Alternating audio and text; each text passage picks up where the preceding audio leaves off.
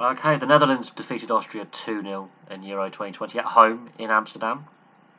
The Austrians were poor today. Tactically, they got it wrong with the high line. They were also too slow in possession, which led to the play breaking down and the Dutch just counter-attacking at pace, which leads to their second goal, which is brilliant, by the way. But also, David Alaba, I think he's possibly best as a deep lying roving midfielder rather than the central centre back. In the formation that they had him in, it was too rigid, too conservative, and David Alaba is a brilliant sweeper, roving, deep midfielder, deep lying centre back.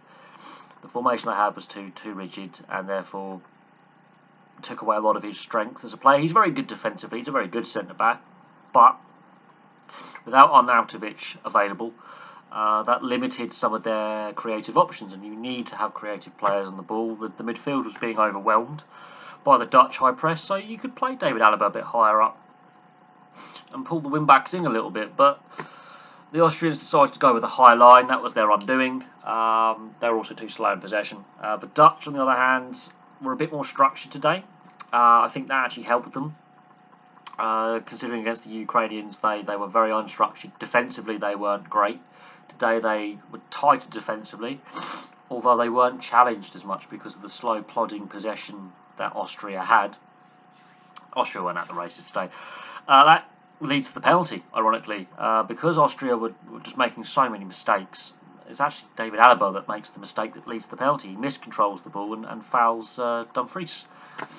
It does go to VAR. VAR gives the penalty, and Memphis Depay, slots the penalty. It's a very well taken penalty as well. That's after 10 minutes, and it could have been and should have been more by half time. The Dutch kept creating opportunities because of the Austrian very dangerously high line, may I add. And that leads to the second goal in the second half. But the Austrians didn't really have a plan B. They didn't change their tactics, which made no logical sense because of the way the group stages play out with the second or the third best teams, 4 of them going through. You want to try and win every game, or try and not lose the game. And the way they were playing was bizarre with this high line and with the pace that the Dutch have. I know Venkhorst isn't the quickest, but even if Venkhorst can beat that high line offside trap, it does say that this idea isn't working. It's 1-0 at half time. The Dutch should have had 4 or 5. They were a little bit wasteful in front of goal. So finishing and shooting accuracy is something that needs to be worked on. A lot of teams need to work on that. But the Dutch had a very good high press. They stifled the midfield. And then this is where you need to move David Alaba into the midfield as a deeper lying midfield player. Readjust the back line. Yes, there's no Marko Arnautovic because of his suspension carried over from the previous game.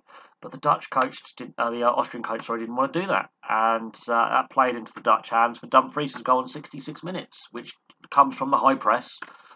And quick 2 passes later, and quick speed, and he's in acres of space. And it's a brilliant finish. It's a brilliant goal. And that's on 66 minutes.